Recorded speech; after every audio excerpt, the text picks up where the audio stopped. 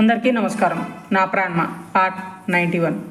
Srinika fresh అయ్యి బయటికి వచ్చి హాల్లో ఒక్కరే ఉన్న అమృత గారిని చూసి, అమ్మ శివ్ వెళ్ళిపోయాడా అని అడుగుతుంది. వెళ్ళిపోయాడు జాను అని. అవును, శివాంశిని శివ్ అని పిలిచేంత చాను నీకెప్పుడొచ్చింది?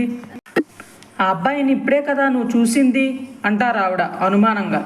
శ్రీనిక తడబడుతూ అది అది నువ్వు తనని ఇందాక శివ్ అన్నావు కదా, అందుకే తన పేరు అదే కదా, అందుకే అలా అడిగాను, అంతేకాని తనతో నాకెందుకు అంత చనువు ఉంటుంది అంటుంది కొంచెం సీరియస్గా. అమృత గారు, సరే పద, భోజనం చేసి కాసేపు పడుకో, ముందే బెంగళూరు నుండి జర్నీ చేసి వచ్చావు అంటారు. అమ్మా, నాకు నీ చేత్తో తినిపించవా? ఎన్ని రోజులైందో నీ చేత్తో తిని అని కళ్ళల్లో కన్నీళ్లతో అంటుంది శ్రీనిక. పిచ్చి పిల్ల, దీనికే ఇలా ఏడవాలా? అయినా నువ్వు మా నుండి దూరంగా వెళ్ళిన నెలకే ఇలా అయితే, రేపు నీ వంశు దగ్గరికి నువ్వు వెళ్ళిపోతే అప్పుడేం చేస్తావు? నీ వంశు పెద్ద బిజినెస్ మ్యాను, సో తను ఏ ఫారిన్లోనో సెటిల్ అయితే తనతో పాటు నువ్వు కూడా వెళ్ళాలి, అప్పుడు ఈ అమ్మను కూడా మర్చిపోతావేమో అంటారు.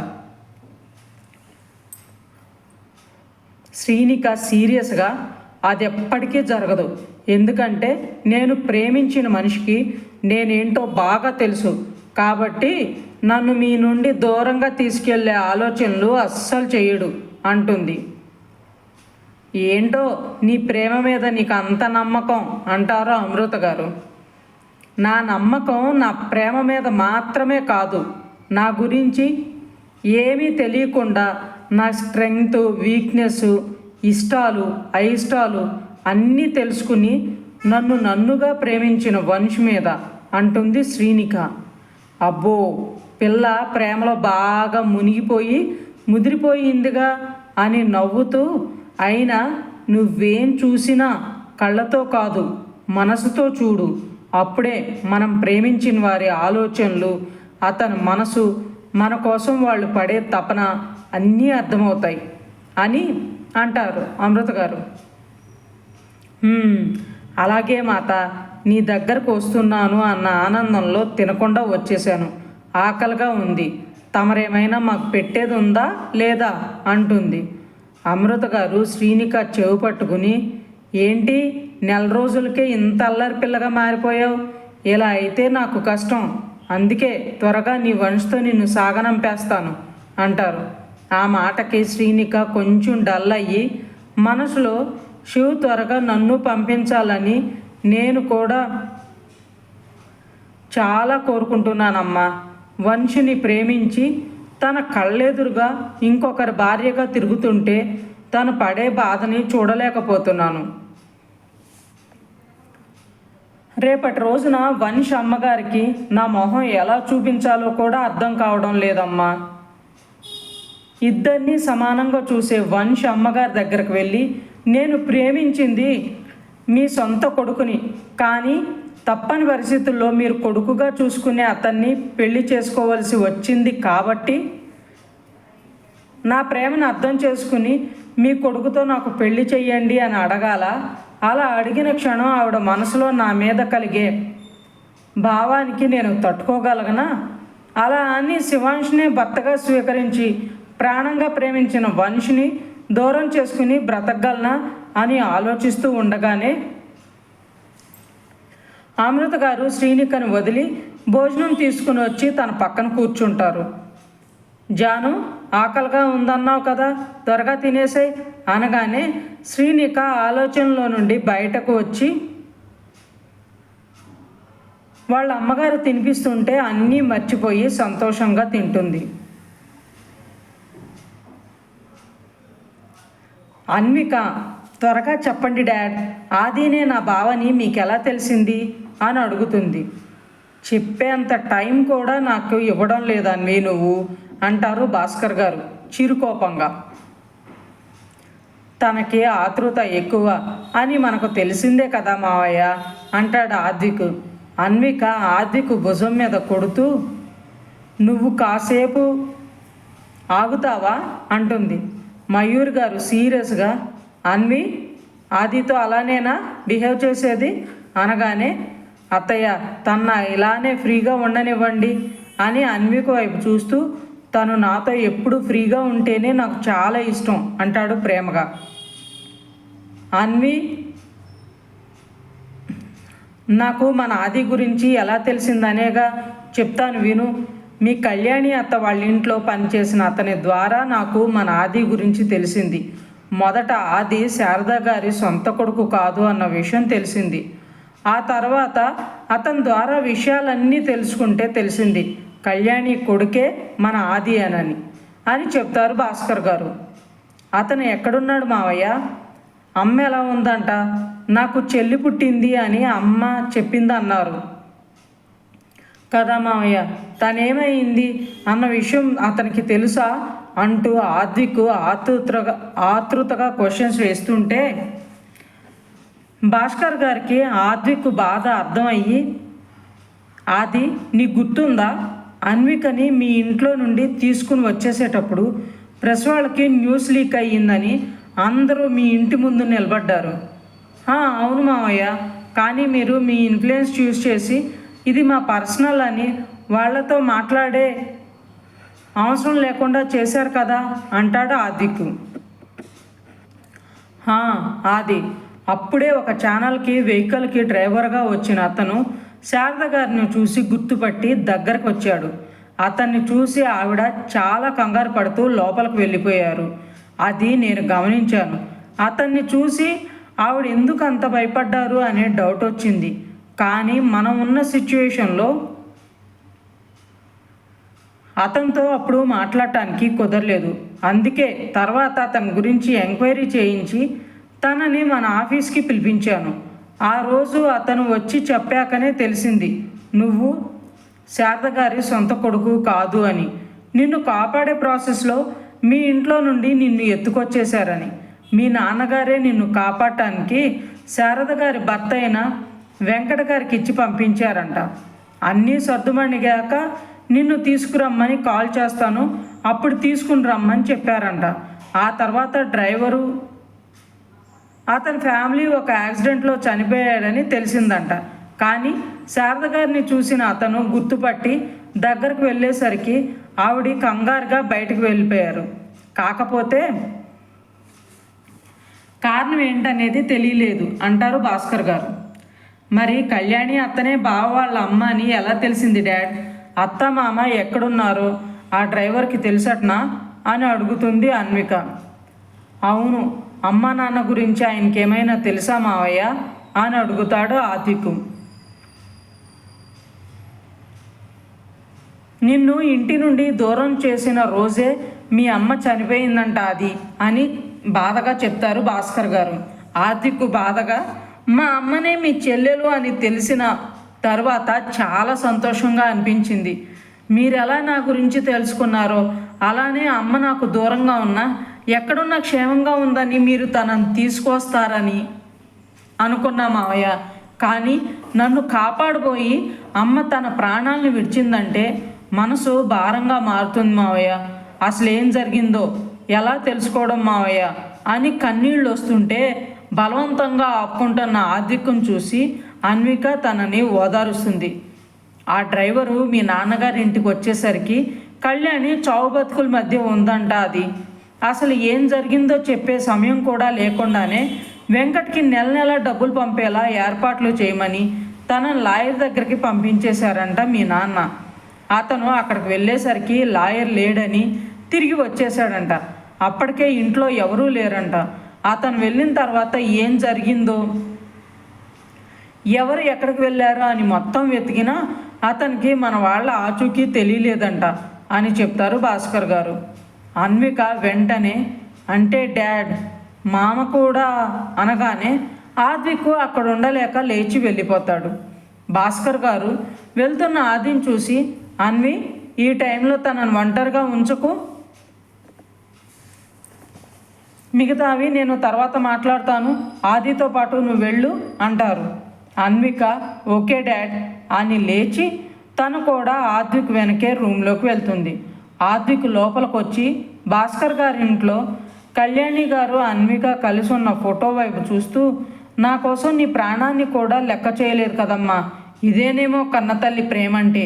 నాకేమైనా పర్వాలేదు, నా బిడ్డ సంతోషంగా ఉండాలి అని ఆలోచించే ప్రతి తల్లి నీలాగా ఉంటుందేమో అమ్మా అని బాధపడుతూ ఉండగానే అన్విక వచ్చి ఆద్విక్ని వెనక నుండి గట్టిగా హక్ చేసుకుని, ప్లీజ్ ఆది, నువ్వు బాధపడితే నేను చూడలేను. అత్త మనకు దూరమైన తన ప్రేమ ఎప్పటికీ దూరం కాదు కదా.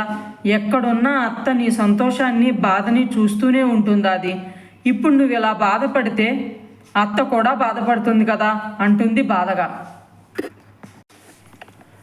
ఆద్విక్ వెనక తిరిగి అన్విక మొహాన్ని చేతిలో తీసుకుని, అమ్మ దూరం అయినా తన ప్రేమని నీ ప్రేమని కలిపి ఇవ్వడానికి నిన్ను నాకు దగ్గర చేసిందంటూ నుదుటిని ముద్దు పెట్టుకుని తనని హక్ చేసుకుని, కానీ ఎక్కడో చిన్న బాధ అన్వి, నా వల్లే నన్ను కాపాడటం కోసమే అమ్మ చనిపోయిందని అదే నా మనసుని పదే పదే కలిచివేస్తుంది అంటాడు. బిడ్డ కడుపులో ఉండగానే ఎన్నో జాగ్రత్తలు తీసుకుని 9 మాసాలు మోసి భరించలేని నొప్పిని కూడా లెక్క చేయకుండా బిడ్డ కోసం ఆ తల్లి పడే తపన చాలా గొప్పది బావా. అలాంటి సమయంలో కూడా మన ఏడుపు విని తల్లి సంతోషిస్తుంది. పిల్లలు ఏడిస్తే అమ్మ సంతోషపడే ఒకే ఒక సందర్భం ఏదైనా ఉంది అంటే అదే బావా. అమ్మ మన మీద చూపించే ప్రేమ అనిర్వచనీయం. అందుకే ఏం చేసినా వాళ్ళ రుణం మనం తీర్చుకోలేం బావా అంటుంది అన్విక. ఆద్విక్ అని తనను తాను కంట్రోల్ చేసుకుంటాడు. అన్విక బావా అంటుంది. ఏంటే కొత్త పిలుపు, ఎప్పుడు ఆది అంటావు, కానీ ఈ మధ్య ఒకసారి బావా అంటున్నావు, ఇంకోసారి ఆది అంటున్నావు, ఏంటి విషయం అంటాడు ఆద్విక్. అన్విక నవ్వుతూ ఆద్విక్ బొగ్గలు పట్టి లాగుతూ, అబ్బాయి గారు చాలా త్వరగానే సెట్ అయ్యారే అంటుంది. అమ్మ తిరిగి రాదని తెలిసి నన్ను ఇంతగా ప్రేమించే మిమ్మల్ని బాధ పెట్టడం ఎందుకని, పైగా నువ్వే చెప్పావుగా నేను బాధపడితే అమ్మ హ్యాపీగా ఉండదు అని అంటాడు ఆద్విక్. బావా, నాకెందుకో అనిపిస్తుంది మామ మీ చెల్లి క్షేమంగానే ఉంటారు అని అంటుంది అన్విక. నాకు అదే అనిపిస్తుంది అన్వి. అసలు ఏం జరిగిందనేది తెలుసుకోవాలి. మావయ్యకి అమ్మ ఎందుకు నాన్న గురించి కానీ లేదా వాళ్ళు ఎక్కడ ఉంటున్నారని కానీ చెప్పకుండా తెలియకుండా జాగ్రత్త పడింది. అసలు అమ్మ ఎలా చనిపోయింది, నాన్న చెల్లి ఏమయ్యారు అని చాలా విషయాలు కనుక్కుంటాను అంటాడు.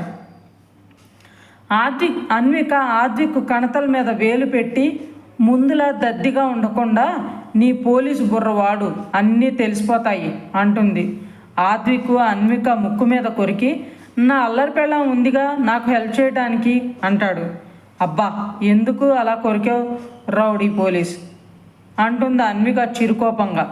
ఆద్విక్ అన్వికను ఎత్తుకుని బెడ్ మీద పడుకోబెట్టి, నా మైండ్ డైవర్ట్ చేయడానికి చాలా కష్టపడుతున్నావు కదా, నీ కష్టాన్ని గుర్తించి నేనే రిఫ్రెష్ అవుదామని అంటాడు కన్ను కొడుతూ. బాబోయ్, మళ్ళీ నా వల్ల కాదు, ప్లీజ్ ఆది అంటుంది అన్విక బొంగమూతి పెడుతూ. ఆద్విక్ నవ్వి నో వే అని అన్విక పెదవుల మీద ముద్దు పెడతాడు. అన్విక చిరుకోపంగా చూస్తుంటే ఆద్విక్ తనను వదిలి గుడ్ నైట్ బంగారం అని పక్కన పడుకుంటాడు. అన్విక ఆద్విక్కి దగ్గరగా జరిగి తన గుండెల మీద పడుకుంటుంది. అన్విక ఏదో చెప్పేలోపే ఆద్విక్, అన్వి, మన రమ ఆ అబ్బాయి నెంబర్ ఇస్తాను అని చెప్పింది, నీకేమైనా పంపించిందా అని అడుగుతాడు. అన్విక లేదా అది అని ఈరోజు వెళ్ళి తనని కలిసి వచ్చింది అని అయితే అర్థమయ్యింది అని అంటుంది. సరే, రేపు తన దగ్గర నంబర్ తీసుకో, అతని గురించి ఎంక్వైరీ చేసి మన రమకి పెళ్లి చేసేద్దాం, ఎలాగో తన గోల్ రీచ్ అయిపోయింది కదా అంటాడు ఆద్విక్. నెంబర్ ఎందుకు అది, ఆ అబ్బాయిని మన ఇంటికి వచ్చి మనతో మాట్లాడమని చెప్పమని చెప్తాను అంటుంది అన్విక. సరే, ఎల్లుండి సండేనే కదా, అందరం ఇంట్లోనే ఉంటాం కదా, రమ్మని చెప్పమను అంటాడు ఆద్విక్. అన్విక ఓకే అని మెల్లగా బావా అనగానే ఆద్విక్ అన్విక తల మీద ముద్దు పెట్టి, నేనేమీ ఫీల్ అవ్వడం లేదు బంగారం, ఎక్కువ ఆలోచించకుండా పడుకో అని తనను మరింత దగ్గరకు లాక్కుని పడుకుంటాడు.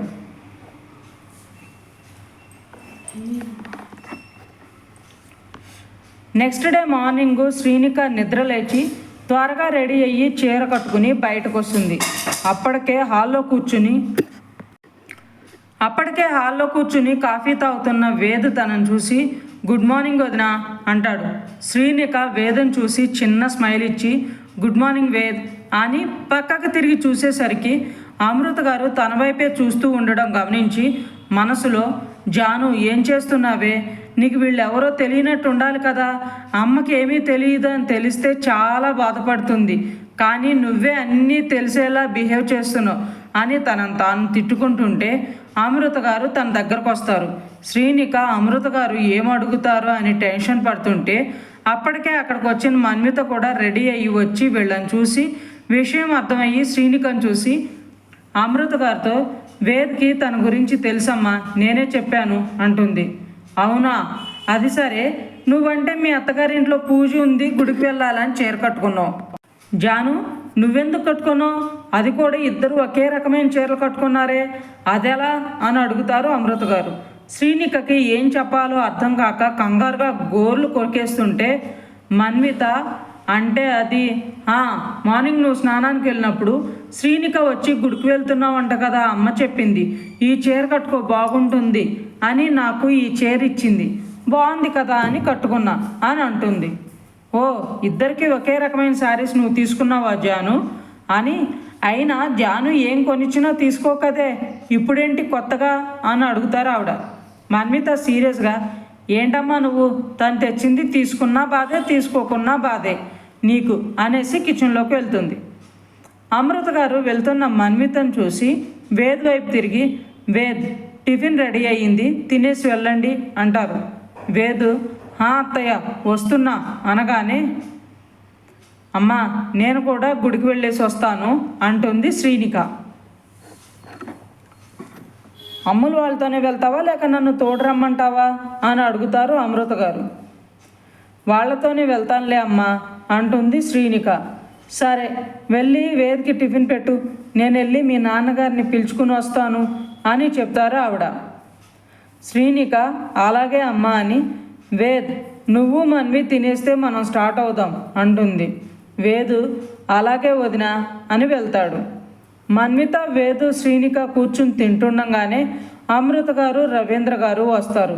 శ్రీనిక అమృత గారిని చూసి ఏంటమ్మా పొట్టుచీర కట్టావు, నువ్వు నాన్న ఎక్కడికైనా వెళ్తున్నారా, ఇంటికి కీసు స్పేర్ తీసుకుని వెళ్తాం మేము అంటుంది. అమృత గారు నవ్వి లేదు జాను, నేను కూడా మీతో పాటే గుడికి వస్తున్నా, ఇందాకే వేద్ వాళ్ళ నాన్నమ్మ కాల్ చేసి రమ్మని మరీ చెప్పారు అని చెప్తారు. శ్రీనిక మన్విత షాక్ అవుతారు. ఇద్దరు మనసుల్లో ఒకటే ఆలోచన, అక్కడికి వస్తే శ్రీనిక పెళ్ళైపోయిందన్న విషయం తెలిసిపోతుంది, ఆ తర్వాత ఏంటి పరిస్థితి అని ఇద్దరూ ఒకరి మొహం ఒకరు చూసుకుంటారు. అమృత గారు వాళ్ళిద్దరినీ చూసి ఏమైంది, నేను రావటం మీకు ఇష్టం లేదా అని అడుగుతారు. శ్రీనిక వెంటనే అయ్యో అమ్మ అలా ఏం లేదు, వెళ్దామని శివాంష్కి కాల్ చేద్దాం అనుకుని ఫాస్ట్గా తినేసి అమ్మ హ్యాండ్ బ్యాగ్ తీసుకుని వస్తాను అని లోపలికి వెళ్ళి శివాంష్కి కాల్ చేస్తుంది. శివాంష్ కాల్ లిఫ్ట్ చేయకపోయేసరికి అసహనంగా బెడ్ మీద కూర్చుని ఇప్పుడు ఏం చేయాలి, ఆ ఇంటికి పెద్ద కోడలుగా పూజకు వెళ్లాల్సిందే, ఇప్పుడు ఏం చేయాలి అని లేచి అటు ఇటు తిరుగుతూ ఉండగానే అమృత గారు పిలుస్తారు. దేవుడు మీద భారం వేసి శ్రీనిక అందరితో పాటు గుడికి స్టార్ట్ అవుతుంది. దారంతా శివాంష్కి కాల్స్ చేస్తూనే మెసేజ్ చేస్తూనే ఉంటుంది. అమృత గారు తనను గమనించి జాను ఏమైనా ప్రాబ్లమా అని అడుగుతారు. ప్రాబ్లం ఏం లేదమ్మా. ఎందుకు అలా అడిగావు అంటుంది శ్రీనిక. కారు ఎక్కినప్పటి నుండి చూస్తున్నా, ఆ ఫోన్లో ఎవరికో కాల్స్ చేస్తూనే ఉన్నావు, అంతా ఓకే కదా అంటారు అమృత గారు. శ్రీనిక తడబడుతూ అది ఆఫీస్ వర్క్ గురించమ్మా అని చెప్పి మనసులో ప్రతీదీ అమ్మకి చెప్పి చేసే నేను ఈ శివ్ వల్ల అన్ని అబద్ధాలే చెప్పాల్సి వస్తుంది అనుకుంటుండగానే గుడి వచ్చేస్తుంది. అందరూ దిగి లోపలికి వెళ్తున్న శ్రీనిక ఇంకా దిగకపోయేసరికి వేదు ఏమైంది వదిన, ఆంటీకి మీ పెళ్లి గురించి తెలిసిపోతుందేమో అని భయపడుతున్నారా అని, మీరు అన్నయ్య ప్రేమించుకుని ఇంట్లో వాళ్ళకి కాదని పెళ్లి చేసుకున్నారు అని మేము అనుకున్నాం, కానీ మీరు వచ్చిన తర్వాత ఆంటీ ఒక్కసారి కూడా అన్నయ్య గురించి మిమ్మల్ని అడగలేదు. అంటే మీకు పెళ్ళి అయిందన్న విషయం ఆంటీ వాళ్ళకి తెలియదని అర్థమైంది అని వేద్ అనగానే, వేద్ ప్లీజ్ దీని గురించి ఇప్పుడు నన్నేమీ అడక్కు అండ్ అమ్మ దగ్గర కూడా ఈ మాట తీసుకురాకు అంటుంది శ్రీనిక. అలాగే వదిన అని మీరేం కంగారు పడకండి, అన్నీ అన్నయ్య మేనేజ్ చేస్తాడులేండి అంటాడు వేదు. శ్రీనిక అని తల ఊపుతూ కారు దిగి పక్కకు చూసేసరికి హితేష్ అమ్మగారు దేవిక గారితో మాట్లాడుతూ కనిపిస్తారు. శ్రీనిక ఆవిడని అక్కడ చూసి వంశ అమ్మగారు కూడా పూజకొచ్చినట్లున్నారు. ఒక పక్క అమ్మ, ఇంకొక పక్క వంశు వాళ్ళ అమ్మగారు. ఈ శివ ఎక్కడున్నాడో, అసలు నన్ను నా వంశు దగ్గర పంపిస్తాను అని చెప్పాడు. ఇక్కడ అందరినీ చూస్తే అదేది జరుగుతుంది అన్నట్లు అనిపించడం లేదు. దేవుడా నన్ను ఏం చేయాలని ఇరకాటంలో పెట్టావు స్వామి అని భయపడుతూ ముందుకు నడుస్తూ కళ్ళతోనే శివాంష్ కోసం వెతుకుతూ ఉంటుంది. వెనక నుండి శివాంష్ వచ్చి ఏంటి వెతుకుతున్నావు, నా కోసమేనా అని వినిపించి శ్రీనిక వెనక తిరిగి అత్తానని కోపంగా చూస్తూ శివాంషుని పక్కకు లాక్కెళ్ళి ఎన్నిసార్లు కాల్ చేశాను, ఎన్ని మెసేజెస్ చేశాను, ఒక్కసారైనా రిప్లై ఇచ్చావా అంటుంది ఏడుస్తూ. ఇప్పుడేమైంది శ్రీనిక, ఎందుకంత కోపం బాధ అంటాడు శివాంషు.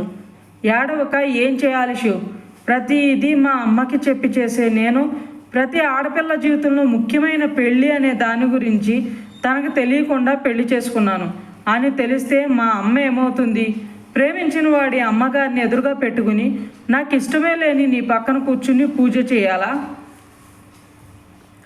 నన్ను నా వంశ దగ్గర పంపిస్తాను అన్న నువ్వు ఇవన్నీ పట్టించుకోకుండా ఉంటే మీ అమ్మగారు వెళ్ళి మనం ప్రేమించి పెళ్లి చేసుకున్నామని ఆవిడ చెప్తే ఏంటి నా పరిస్థితి?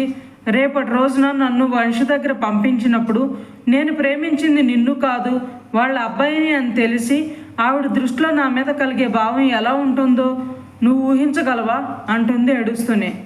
శ్రీనిక కూల్, ఇప్పుడు ఎందుకు ఇంతగా ఆలోచిస్తున్నావు? అన్నీ నేను చూసుకుంటా కదా, అత్తయ్యకి ఏమీ కాదు, వంశ అమ్మగారు కూడా నిన్ను అపార్థం చేసుకోకుండా నేను చూసుకుంటా కదా అంటూ తనను దగ్గర తీసుకుని ఓదారుస్తుంటే, ప్లీజు మా అమ్మ వంశు నాకు 2 కళ్ళు, ఇద్దరిలో ఏ ఒక్కరి దూరమైనా నేను బతకలేను అంటూ ఏడుస్తుంది. శివాంశు బాధగా శ్రీనికను చూస్తూ మనసులో, నీ ప్రేమ నీ ఎదురుగా పెట్టుకుని కూడా గుర్తించలేకపోతున్నావు జాను, నిన్ను ఇంతలా ఎలా డైవర్ట్ చేశాడు వాడు? నీ కంట్లో నా గురించి చూసే కన్నీళ్లు చూసి నా మీద అంతులేని ప్రేమ ఉందని ఆనందపడాలో, లేక అవే కన్నీటికి కారణం నేనే అని నన్ను నేను నిందించుకోవాలో, లేక మన మధ్య అడ్డుగా నిలిచిన హితేష్ని ఊరికే వదిలేశాను అని బాధపడాలో అర్థం కావడం లేదు జాను అని తను శ్రీనిక చుట్టూ చేతులేసి తనను సముదాయిస్తూ తల నిమురుతూ ఆలోచిస్తూ ఉంటాడు. ఇంకా ఉంది ఫ్రెండ్స్, మీకు ఈ స్టోరీ నచ్చినట్లయితే లైక్ చేయండి, సబ్స్క్రైబ్ చేయండి. ఇంతలా ఆదరిస్తున్నందుకు థ్యాంక్ యూ సో మచ్.